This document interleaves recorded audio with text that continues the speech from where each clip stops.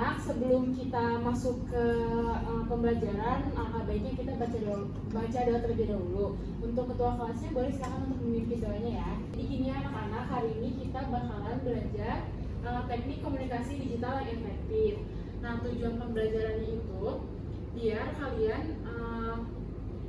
bisa paham pengertian dan pentingnya komunikasi digital yang efektif itu seperti apa. Terus juga bisa mengidentifikasi berbagai jenis komunikasi digital dan juga bisa menerapkan teknik komunikasi digital ini dalam situasi tertentu. Oke, Ibu absen dulu ya. Risma Aryani, Hadir Bu. Tiffany Syamsi, Hadir Bu. Kania Agustina, Hadir Ibu. Ranaya, Hadir Ibu. Sadari Tazia, hadir. Hansa Yumna, hadir. Yang terakhir Liga Hayunisa, Hadir Bu. alhamdulillah hadir semua ya. Nah, anak-anak, di sini Ibu udah bikin slide PPT yang bakalan Ibu jelasin nanti. Jadi kan kita hari ini bakalan belajar tentang teknik komunikasi digital yang efektif. Kenapa sih kita tuh perlu banget belajar teknik komunikasi digital yang efektif? Karena kan kita itu sekarang hidup di zaman yang serba canggih ya. Jadi kayaknya gak mungkin gitu kalau kita gak menggunakan komunikasi digital. Dan gimana sih cara memakai komunikasi digital itu yang efektif? Kita akan bahas bareng-bareng ya. Jadi di sini kita lihat dulu pembahasan kita hari ini itu ada 4. Yang pertama ada pentingnya komunikasi digital yang efektif, lalu jenis-jenis komunikasi digital, lalu teknik komunikasi digital yang efektif, dan yang terakhir dampak komunikasi digital. Gak terlalu banyak ya anak-anak, tenang aja. Nah, yang pertama ini langsung kita masuk ke materi komunikasi digital. Jadi komunikasi digital itu adalah proses pertukaran informasi melalui perangkat elektronik seperti komputer, smartphone, dan internet. Pasti kita juga udah sering banget ya menggunakan alat elektronik, komputer, smartphone, dan lain-lain. Itu kan kita keseharian udah berdampingan terus gitu sama hal-hal tersebut gitu. Lalu apa sih pentingnya komunikasi digital?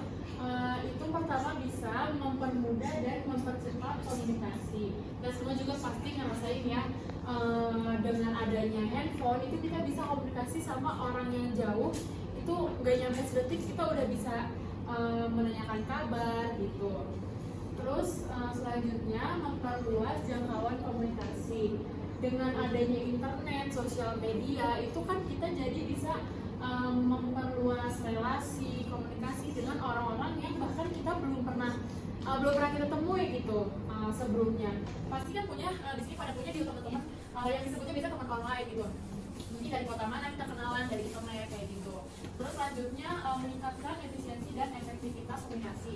Yang tadi Ibu sebutkan dengan adanya internet, teknologi, handphone itu kan jadi mempermudah kita ya dalam komunikasi. Kalau dulu kan kita komunikasi harus agak repot ya, harus pakai surat, harus tulis dulu, harus tunggu dulu beberapa hari. Tapi sekarang dengan adanya teknologi itu bisa sangat mempersingkat waktu.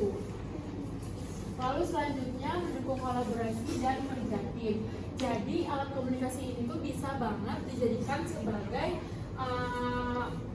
media atau penunjang gitu ya untuk berkolaborasi dan kerjasama. Selanjutnya ada membangun dan memelihara hubungan. Ya seperti yang sudah disebutkan tadi gitu ya, kita jadi lebih mudah berkomunikasi dengan siapapun. Lalu selanjutnya ada jenis-jenis.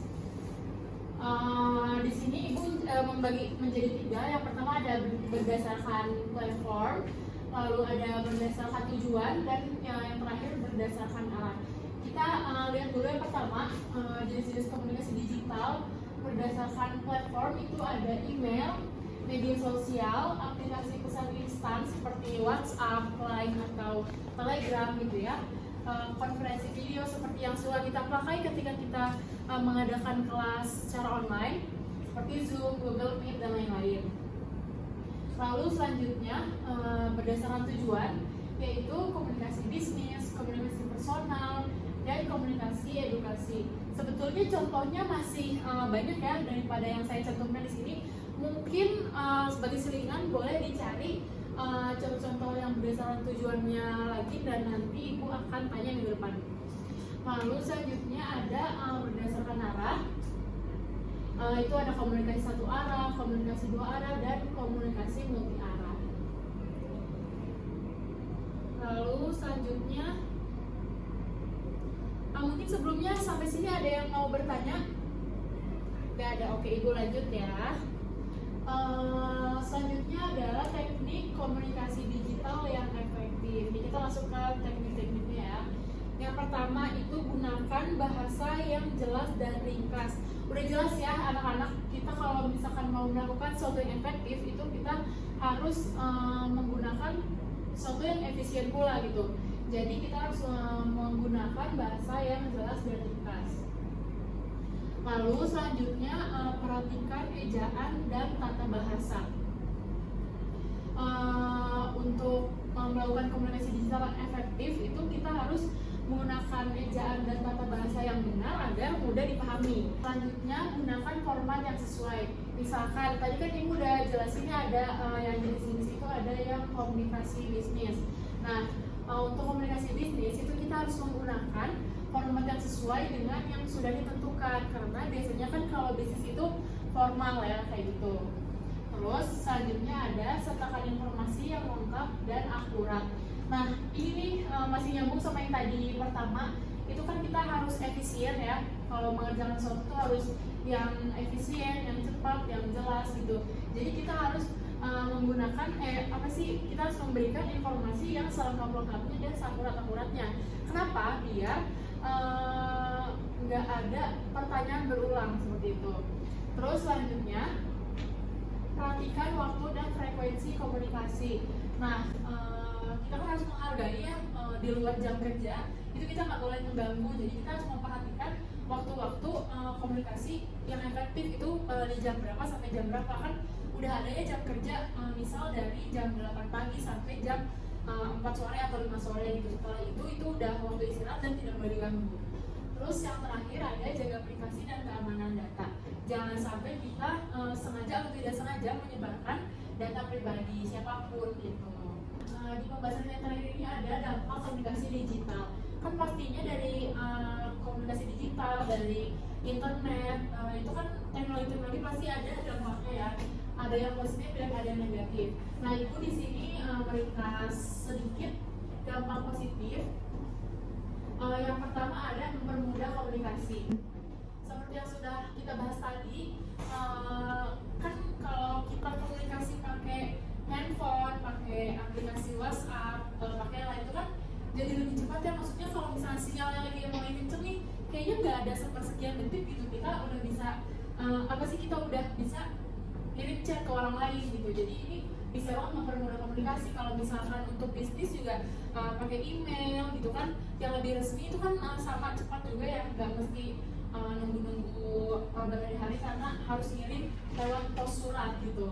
Terus selanjutnya memperluas jangkauan informasi, karena di internet itu kita bisa banget nyari apapun yang kita mau gitu. Kita bisa nanya apapun ke Mbak Google ya, terus kita bisa nyari apapun, gambar apapun, kita bisa nanya soal tugas.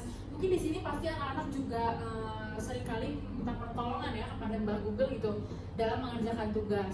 Karena emang kita bisa mencari apapun di internet, pasti semuanya ada di internet gitu.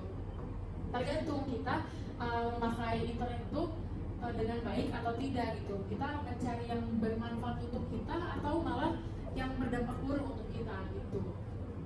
Terus selanjutnya ada meningkatkan efisiensi. Ya namanya juga teknologi ya, pasti teknologi itu mempermudah kita, mempercepat dan membuat pekerjaan kita itu menjadi lebih efisien seperti itu. Lalu selanjutnya dampak komunikasi digital yang negatif. Yang pertama ada cyberbullying. Ini pasti udah nggak kaget lagi ya, nggak heran gitu, dan bukan sesuatu yang jarang juga ya di Indonesia kita ini. Banyak sekali cyberbullying yang terjadi, dari contoh sekecil komenan-komenan netizen untuk artis, selebgram gitu. Ya walaupun memang kenyataannya seperti itu mungkin, tapi kan kita sebagai orang lain sepertinya tidak bisa dan tidak berhak untuk menghakimi gitu ya. Jadi jagalah kita ketika itu, karena juga nanti di akhirat akan dipertanggungjawabkan. Jadi lebih baik janganlah kita pakai aja internet dan teknologi ini untuk hal-hal yang baik gitu. Jangan malah jadi saran negatif gitu buat kita. Lalu selanjutnya ada penipuan online. Ini kan aduh lagi banyak banget yang menipu dari online kayak gini. Nah, penipuan online ini kan sekarang itu banyak ya beredar link-link pernikahan, undangan pernikahan. Itu ketika kita buka ternyata adalah jebakan untuk kita gitu. Ada yang uang, ada yang mencuri uang, ada yang data gitu-gitu. Terus yang terakhir ini berkesinambungan sih ya, penipuan online sama penyalahgunaan data. Nah, sekarang karena kita udah selesai pemaparan materi, Ibu bakalan lanjut ke sesi kuis. Sekarang kalian catat ya pertanyaan yang bakalan Ibu sebutin. Baik, Bu. Yang pertama, jelaskan secara singkat mengapa komunikasi digital efektif itu penting. Ya, Bu. Nomor 2, sebutkan 2 metode komunikasi digital yang umum. Diskusikan pro dan kontranya. Udah? Oke, soal terakhir. Jelaskan satu teknik komunikasi digital yang efektif dan berikan contoh penerapannya dalam situasi profesional. Nah, waktunya udah habis ya anak-anak. Sekarang Ibu bakalan tunjuk nih, atau siapa dulu deh yang mau coba angkat tangan yang mau. Masya Allah, Ibu tunjuk ya. Satu lihat dulu deh. Izin menjawab, Bu. Komunikasi digital yang efektif dapat membantu kita terhubung lebih cepat, lebih luas, dan dengan banyak sumber daya. Ini dapat memperkuat hubungan, prospek karir, dan juga reputasi online. Sekian, Bu. Oke, jawabannya udah cukup mencakup semuanya ya. Oke, sekarang yang nomor 2 Ibu mau Tiffany deh yang jawab. Oke, Ibu. Nah, yang pertama itu ada email. Ada format format, tampilan file dan mudah disimpan. Nah, untuk kontranya itu lama dan filter spam. Lalu yang kedua ada media sosial. Pro-nya itu ada berbagi, koneksi, komunikasi massal. Dan kontranya itu ada masalah privasi dan cyberbullying. Oke, jawabannya bagus ya, panjang. Sekarang yang terakhir nomor 3 Ibu mau yang jawab Sagari deh. Oke, izin menjawab. Untuk tekniknya ini menggunakan bahasa yang sopan dan profesional dalam komunikasi digital. Contohnya saat mengirim email ke atasan, menggunakan sapaan yang sesuai seperti yang terhormat, diikuti nama atasan, dan menghindari menggunakan bahasa slang atau informal. Menulis pesan dengan jelas dan ringkas dan memperhatikan grammar dan spelling. Oke, berarti sejauh ini udah paham ya materi hari ini ya anak-anak? Paham. Oke, habis ini nanti lembar jawabannya Ibu ambil ya buat dinilai semuanya. Alhamdulillah anak-anak, pembelajaran hari ini sudah selesai. Sebelum penutupan, Ibu mau membacakan kesimpulan materi hari ini ya. Jadi komunikasi digital yang efektif adalah kunci untuk membangun hubungan dengan audiens di dunia online. Pilihlah saluran yang sesuai, buat konten menarik dan bermanfaat, interaksi dengan audiens, gunakan analisis data, bangun hubungan dengan influencer, manfaatkan iklan bertarget, dan bersabarlah. Konsistensi adalah kunci. Gunakan ada suara ramah dan profesional, perhatikan ejaan dan tata bahasa, gunakan gambar dan video berkualitas tinggi, promosikan konten di platform lain, dan ikuti tren terbaru dalam pemasaran digital. Cukup ya anak-anak, ada yang mau ditanya lagi sebelumnya? Nggak ada, Bu. Oke, pembelajaran hari ini selesai. Mari kita baca alhamdulillah bersama-sama. Alhamdulillahirabbil alamin. Ibu pamit ya. Wassalamualaikum warahmatullahi wabarakatuh. Waalaikumsalam